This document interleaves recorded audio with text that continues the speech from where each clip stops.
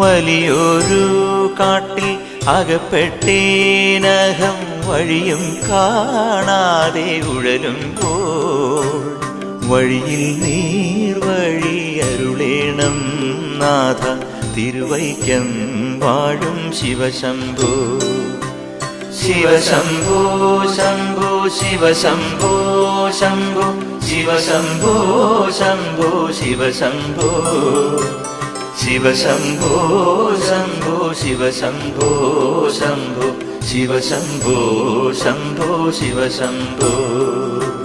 എളുപ്പമായുള്ള വഴിയെ കാണുമ്പോൾ ഇടയ്ക്കിടെയാറു പടിയുണ്ട്.